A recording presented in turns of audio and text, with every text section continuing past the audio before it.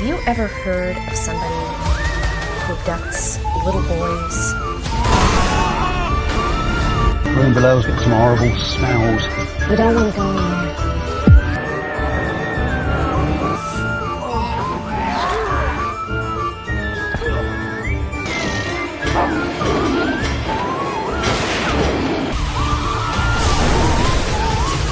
What are you doing? Complimentary room service. Here is that.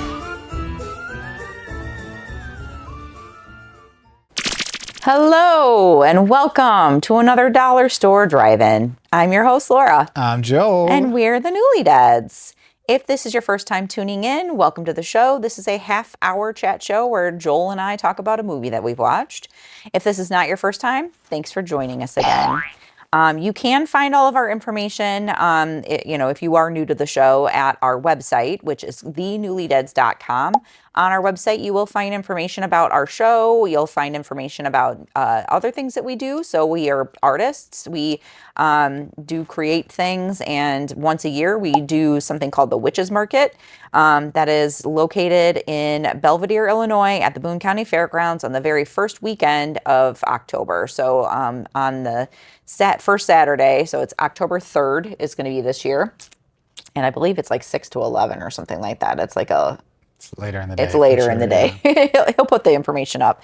But that's put on by Wolf Hollow Events, and we are one of 150 plus vendors. So definitely a cool place to find interesting things and also come and talk to us. We do sell some of our things there. So you can also find information about other forms of videos and stuff that we do. So we do YouTube videos, and so Mr. Newly Dead does unboxing videos on the regular. He uploads some of our old episodes. Every single Friday, he'll upload Dollar Store Drive-In Classics, and sometimes he does movie reviews, and we do Sinister Snack videos and things like that. But you can find all that information on the website at thenewlydads.com. So highly recommend checking that out. But that's not why we're here. We're here to talk about a movie, and we've got some criteria for our movie. Every single time we watch a movie, we like to keep it, on the same kind of even keel, so that way every single episode has a format to it. All of our movies need to be under $5, hence the name Dollar Store Drive-In. We try to keep it on the cheap. It needs to be a horror, thriller, or sci-fi genre movie, and it needs to be a movie that neither of us have ever seen before. I do want to let you know a little caveat that there are spoilers in this. So if you ever want to watch any of these movies, you can always come back and watch this afterwards. Or if you're okay with hearing our commentary and things like that, watch this and then go watch the movie if you want to. But yeah, so we watched a movie called Lady Frankenstein, and it's on the Horror Cinema series. So this is a 12 movie feature. There's 14 hours on this disc set. Do you remember where we got this? I want to say Hidden Treasures, but it's on my memory. We need to start putting stuff in here. I feel like this might even be a Toad Hall kind of a thing, but Hidden Treasures, we'll say that. Hidden Treasures is located in Loves Park, Illinois, and it's a cool store. Eventually, he'll probably put the thing up there for you, not eventually. So Mr. Newly Dead will probably pop up the address and stuff like that. But we highly recommend checking this store out too. It's really cool. It's a vintage, antique, creator, crafting kind of mall. There's tons of vendors in there. It'll take you hours to go through it if you like to browse like we do. But you can also come across little gems like this where it's kind of fun and you can watch some movies, and obviously this was less than $5. So, 12 movies for less than $5 is a steal of a deal to me. But Lady Frankenstein is what we watched this week. So I'm going to read the synopsis. We will watch the trailer, and then we'll come back and talk about it. Before I get to the trailer part, every single week, Mr. Newly Dead does a lot of editing for the show and puts a lot of heart and soul into it. And so when I say it's time for the trailer, usually he'll pop up a little segue, and it's usually some fun car or something like that. So I guess when you get to that trailer part, let's just make it I don't know, like an old timey kind of car. It was like an older like time frame, right? Did they even have cars? Yeah, it was like wagons and stuff. Horse-drawn Horse-drawn. All right, let's do a wagons and horse-drawn stuff, yeah. wagon. I was thinking maybe it had some like, the primitive cars, like the, Nope. Okay, yeah. So horse-drawn carriage it is. But I'm going to read the synopsis first. So Lady Frankenstein. When Dr. Frankenstein is killed, his daughter, Tanya, and Dr. Charles Marshall are left to carry on his work. Tanya loves Charles, but can't deny her lust for Stephen, a brawny groundskeeper. She decides to have the best of both worlds and transplants Charles's brain into Stephen's body. The end. That's a pretty good synopsis. I'm a little nervous about the trailer because 70s trailers sometimes had stuff in them, so I'll have to be very careful. Yeah. Yeah. And this is, I'm just going to say, like, they called it the sexiest Frankenstein movie ever. So there's a lot of nudity in this film. So he's probably going to try to choose some things that don't have it. And I'm sure the trailer probably doesn't have any. I know.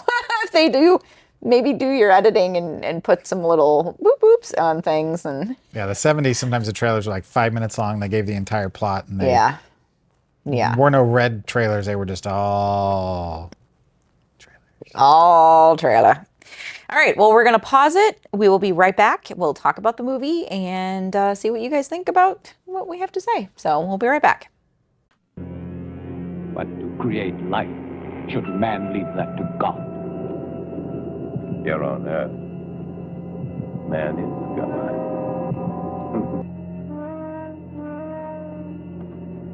Physically, he's perfect.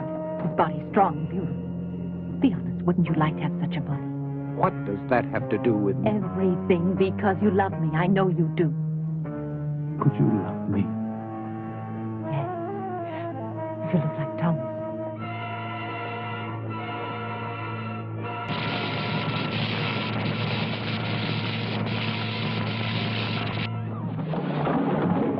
Sexy.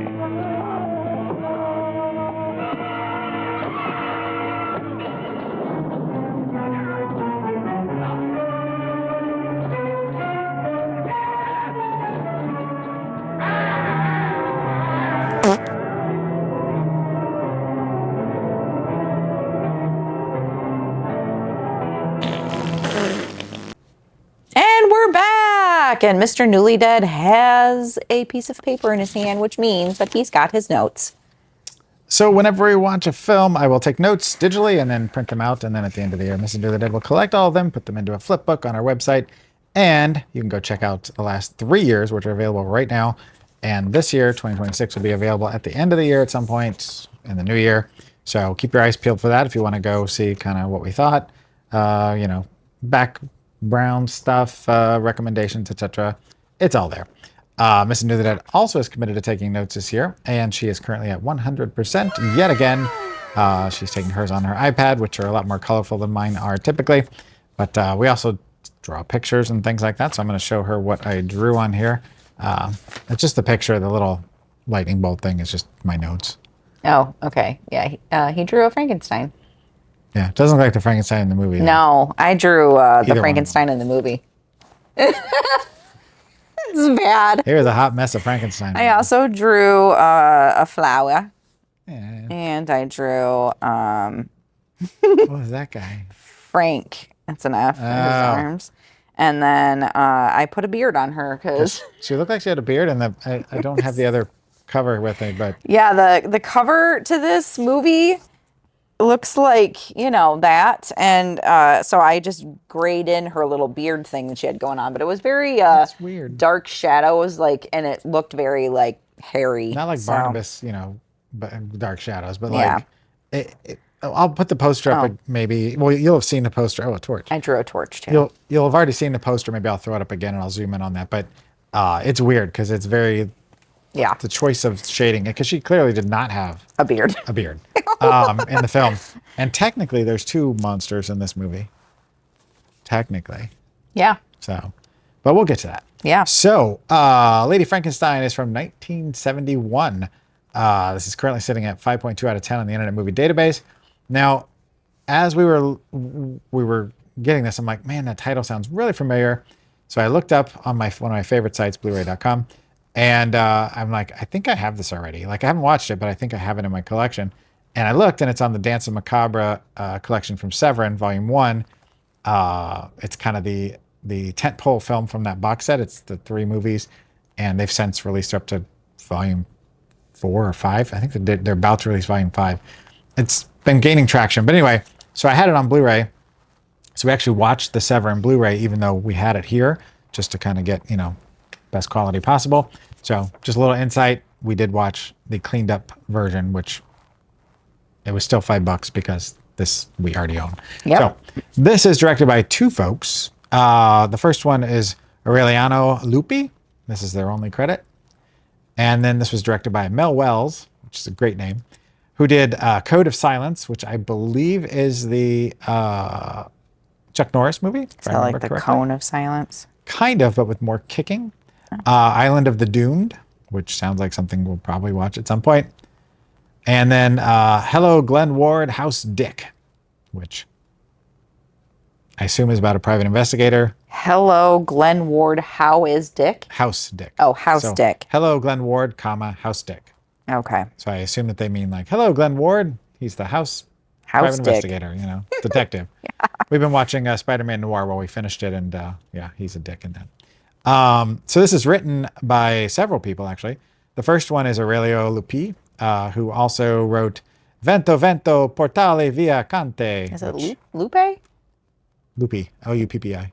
Oh, L-U-P-P-I. Yeah. So I don't know what Vento, Vento, Portale Via Cante means, but I don't have enough Italian in my you did well. repertoire. When I was Sounded taking vocal schmancy to lessons, me. I was singing in Italian a lot. So, yeah. Anyway, he also wrote Women's Camp 119. I don't know if the first 118 films were not very popular or something, but anyway. And then this one is a little hard to read my wording here, but it's Pugni Dollari e Spinaci, which, again, don't know what that means. Maybe I'll translate it and throw it up here. It's also written by Umberto Borsato, who wrote this, and that's it. And then Egidio Gelso, maybe, who, this is their only credit. So there was a lot of writers. Actually, I said there were 4 more writers. However, one of them was Mary Shelley, because it's loosely based on the Frankenstein story, which we know about Mary Shelley. And there's a lot of hands in the pot, but the rest of them, the other people were either the director, I don't remember, but they didn't have any other credits. So I'm like, I'm not just going to spend your time, but I'm wasting your time telling you that. No, you're anyway, this stars Joseph Cotten, who was in a little movie that you might have heard of called Citizen Kane. Oh. Arguably one of the best films ever made, according to a lot of folks. The Orson Welles classic. He was also in Touch of Evil, another Orson Welles classic. The Abominable Dr. Phibes, which is up there, part 1 and 2, with Vincent Price. Soylent Green is people. It is people. Charlton Heston's classic dystopian nightmare. Boy, that's a good movie. And Airport 77, which there was actually several sequels to that. This also stars Rosal Baneri, who played the aforementioned Dr. Frankenstein, or Lady Frankenstein. She was in, now I picked these titles. She had a whole lot of credits, but I picked these, you'll see why in a second. But she was in Johnny Yuma, which you may have heard of. Dynamite Jim, which you probably didn't hear of. Wanted, Johnny Texas. And Angelique. So a lot of movies with people's names. But that was interesting. They were just like one after the other. I'm like, she was on a roll. This also stars Paul Mueller, who was in Lust of the Vampire, which sounds like the sexiest vampire movie ever made. Lust of the Vampire. Nightmare Castle, which is a pretty well-known horror film. The 1970 version of Count Dracula, which, how many Count Dracula movies were there in the 70s? But this was Count Dracula, 1970. And then Francesca versus Dracula, Fraccia versus Dracula, which I just thought was a fun name. Fraccia. I don't know what Fraccia is doing against Dracula, and I don't know who Dueling. Fraccia is, but Apparently they're a badass of some sort. Maybe Sounds it's cool to me. who was his nemesis in the book in the Bram Stoker. Jonathan Harker I wonder if it's like a Harker type character. or what's his face? Who's a face? The bad guy, or not the bad guy, but the. Oh my gosh, The other person? You think about it. they have a whole. I know who you're talking about. But I can't. There's a picture whole the- movie called. Yep. It's gonna bother me. We'll come back to that. I'm gonna find it. And then finally, we have Marino Massey, who was in Godfather 2, which, according to a lot of folks, is the better of the Godfather trilogy. The Belly of an Architect, which sounds weirder than it actually is. They were in Tenebrae, which we've talked about on the show quite a bit. And The Red Queen Kills 7 Times. Both of those are Giallo films. Both of those are well-known Giallo films. And both of those are ones that you should see if Van you... Helsing. Van Helsing. And Jonathan Harker. Yeah, Jonathan Harker is the one that went to the castle, and Van Helsing is the one who is the vampire hunter. So maybe Faccia is the Italian Van Helsing? I don't know. Maybe. Anyway, at this point, my lovely wife turns to me and she says... What did you think? So I'm going to be driving the bus here. We'll get to that in a minute. There's some things. We'll see. We'll see how it Yeah. goes. So first of all, this is an Italian Gothic horror. The Danza Macabra set is a collection of Italian Gothic horror films, which typically when you think Gothic horror, you think of the Hammer films, which is what this is definitely kind of based off of. However, this is a New World Picture release in the style of Hammer, but with more nudity, which Hammer didn't get into nudity till the end of its cycle before it shut down and then came back here recently in the last 10 years. It's another retelling of the Frankenstein story. This time, instead of having and Dr. Frankenstein doesn't go by Frankenstein. He's changed his last name or something. She gets married, so her last name changes anyway as the movie goes on, but they never refer to either of them as Frankenstein. So I assume that they had changed to go into hiding perhaps, or... I thought they did it once. I just don't remember at them one ever point. saying it. I'm pretty sure they did in the beginning. Maybe. It was very 70s paced. Yeah, Like, it was very... that's a good way to put it. Like, there's a difference between a slow burn and a 70s pacing. Slow burn is intentional. 70s pacing is just editing choices that were made. And it was nearly a 2-hour movie, and you could have probably trimmed like 10 minutes, picked up the pace a little bit, and it would have been a little more engaging. But I remember at one point we were talking about the brain situation, and we were talking about it's an abnormal brain yet again. There were a lot of bats in the film when they went to go reinvigorate the first Frankenstein's monster, because her father and his assistant already had been piecing together a creature. They finally got their last bits, and they realized that the brain that they had some issues. And Abby normal. Yep. And Charles was like, don't do it. And the doc is like, I'm going to do it anyway because we worked too hard and I can't risk losing this heart because it's a good heart and it's hard to come by. So they do it. And of course, the monster's face gets burned, his eye gets droopy, and he goes off on a rampage to just murder people. That old chestnut. You know, as it always goes. Which I just finished reading the original Mary Shelley's Frankenstein for the first time. And now every time I'm seeing a Frankenstein tale, I'm like, Not at all like the there's book. bits and pieces here. There's but been some that are close. there's closer versions Yeah, for sure. The Del Toro Guillermo one. del Toro is Pretty close. It's got aspects. It's Yeah. there's still a lot of things that they take liberty with in that one, but that's for a different discussion. Right. I commented at one point, I said, check out the big brain on Brett, because when Frankenstein's monster comes to life, he's got this like Massive cranium. Yeah. That's why I drew this big giant, almost like sloth. And she pointed out that because I think partially because it's been cleaned up on Blu-ray and it's very crisp, and we're watching it on a big, TV that's got a lot of high definition. You can see all the seams and the stuff. Bad. That's why I drew the line there. There's very clearly, you can see where they've put it, and even the bit Prosthetics of the head and because you mentioned, you're like, it's got a long face. And when at one point he yells towards the end, he's yelling because he's being attacked by the mob, and he's trying to get into the house to finally come home and take vengeance. And he yells, and you can see the prosthetic separate from his face, and you can see inside the prosthetic where his chin and the prosthetic are separate. It's pretty bad. Which, it's kind of a lower budget movie. It's not a low budget movie. But they do a lot of things the same. Like, instead of a little girl on the side of the Lake City has this nice moment with the flowers It's a naked lady. It's a naked lady who's making whoopee with the boyfriend, and he grabs her while she's naked. She passes out, and then he proceeds to walk over to the stream and just tosses her in. Don't know why. No reason. No rhyme or reason. Just Rawr! He doesn't like break her neck or anything that I remember. He just like Nope. picks her up and she passes out, and apparently she doesn't wake up and she hits the cold water in her completely nude body, which you could see Everything. Like, totally nude. 100%. Like, she's picked up and her Drunks are flying around. I heard some whistling at one point. But anyway, she goes downstream, gets found by a couple fishermen, and yeah. So there's things like that are in it. There's a lot of nods.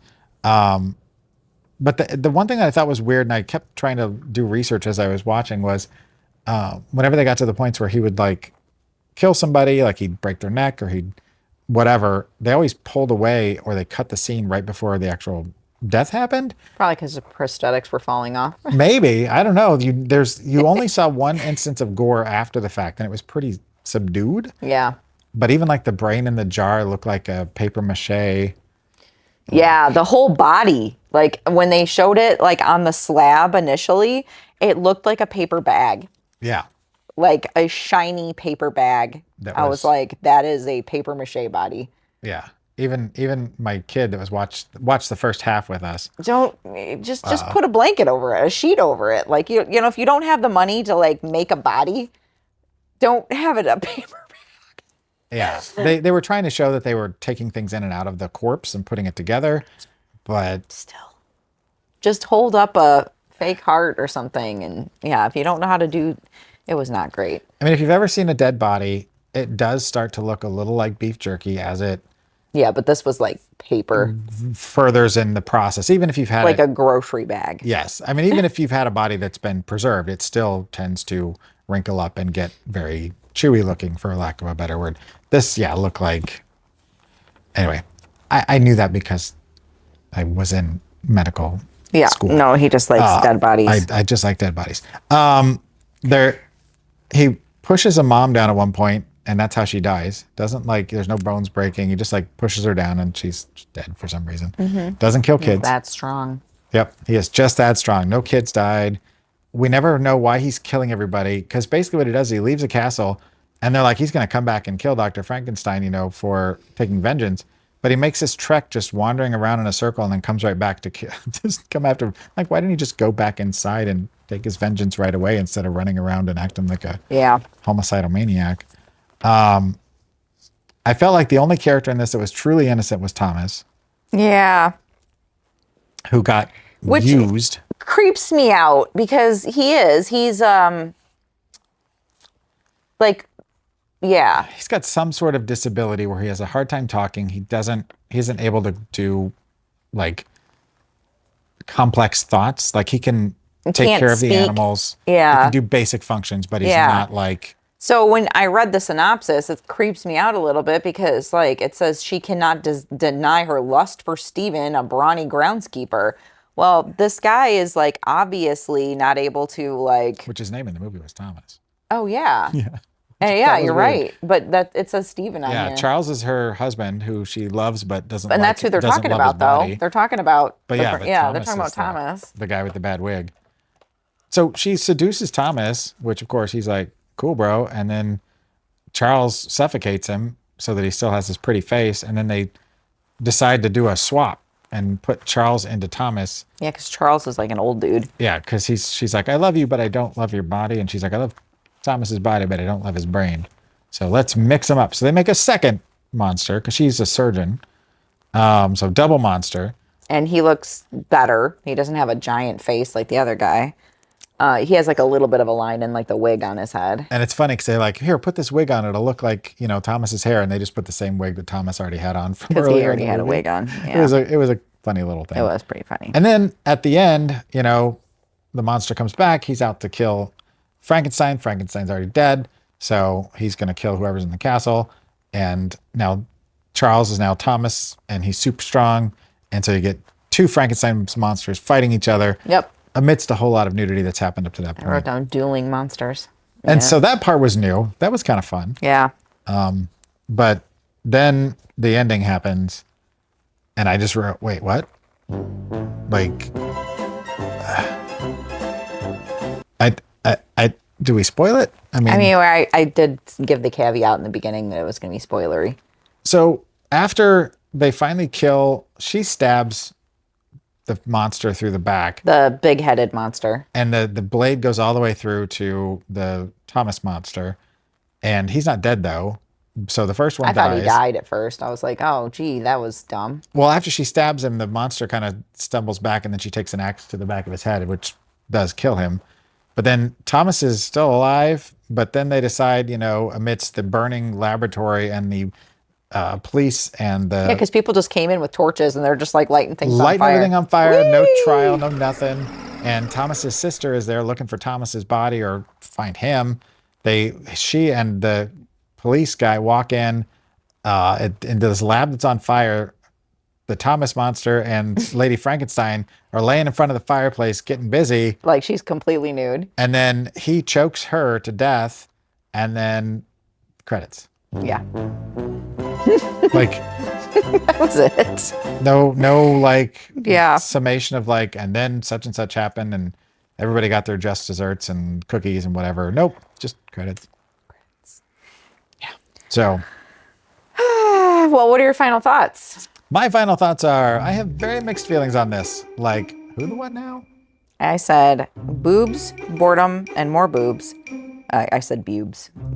I said I could have done with more boobs and less boredom.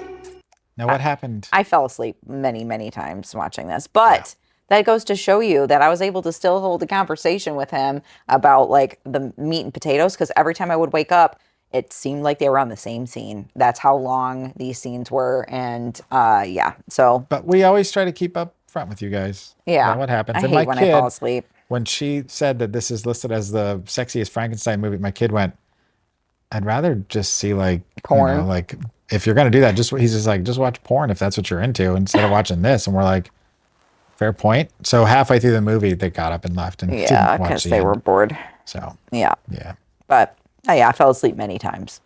I would wake up and I'd fall asleep and I'd wake up and I'd fall asleep. credits. Yeah. But I mean, I saw enough to like. apparently so. I definitely like all the high points that he said. I remember all of them. So yeah, That works. It looks right. beautiful though. it did. All It did. I can't blow this up because there's more on here. Nope. But what But- do we? What do you? Wait. Oh, what? Oh, we didn't do our. Okay, let me move much, this. baby? I'm How gonna move this. So every episode we like to give it a rating, but it's not really a rating. What we do is we say that if you needed to repurchase this to rewatch it, how much would you spend? $5 or less. I already own it twice now, so. But I ended up at $1.50 because I liked the double monster fight. It looked great. It was just weird enough that it might be worth rewatching to see if there's other weirdness to pick up on. And we watched a little bit because there's a lot of special features on the Blu-ray. One of the things they had was the censored version, which included the naked scenes with clothes on the people, Which was funny. So it's kind of fun to rewatch that without the nudity. But anyway, so Yeah. yeah, $1.50. I give it a nickel. A plug nickel. Wooden nickel. Yeah. Yep. 5 cents. Yep. All right. All right. So if they don't want to watch this movie, what do you recommend? I couldn't think of another double monster fight. So instead, I'm like, you know what? I'm just going to pick a recent adaptation of Frankenstein's story that's unique and go with Oh, I know. what you're going with. 2026's Yep. The Bride by Maggie Gyllenhaal, He my was favorite movie of the year. I just Loving that movie. love this movie so much. I've already watched it 3 He's times. bought 8 million posters and I don't even know how many shirts. Just one. Yeah, there's not a lot of merch out for it, unfortunately. One shirt. It's killing it on HBO Max, though. But it You've is already watched it again? 3 times. 3 times? Watch it. Well, once in IMAX, then twice on. since I Jeez, bought it. Joel. I love it. I love it. He does. He loves Best it. movie of the year. So if you want a fun, different take on the Frankenstein story that just kind of says Not we're going fun. to chuck a lot of things out the window. It's not fun. It's very serious.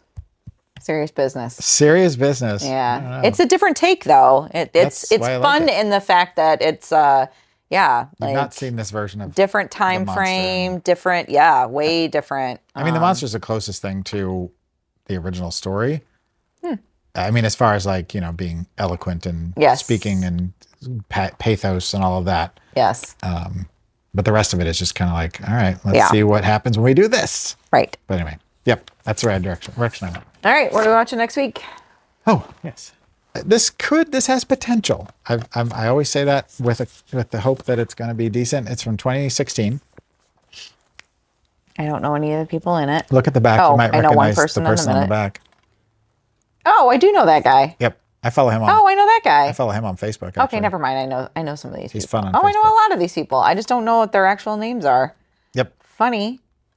So, That happens sometimes. You know, you watch a movie or a show and you see somebody a couple of times, but you never actually like know what their actual name is. Fear Inc. Making a killing one client at a time. it's an interesting premise.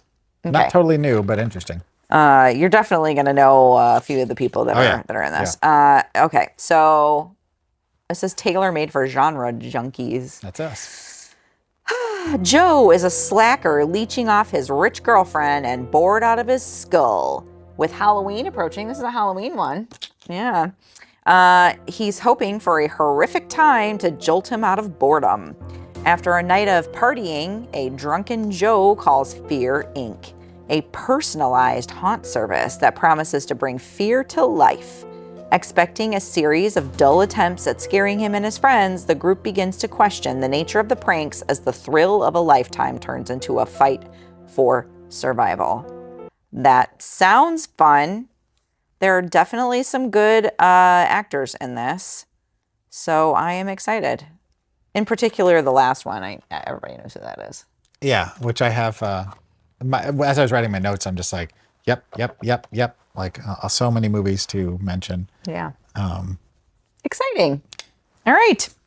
Well, that's our show. So thank you very much for sticking with us and watching the show. Hopefully you enjoyed it. Give us some thumbs ups, I guess. Or you can always like email us and be like, I like your show. Or you wanna make need us to a do theme something song. different. Or if you want to make us a theme See song. if somebody wants to give us a theme song. Exactly. Yeah. So you can contact us at contact@thenewlydeads.com. And then that's it for our show. So until next week. Keep it cheap and creepy. Bye.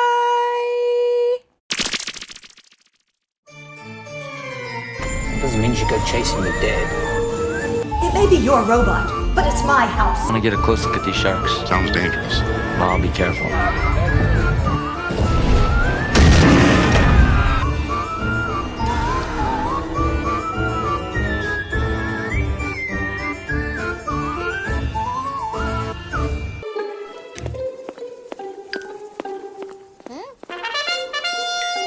Frankenstein.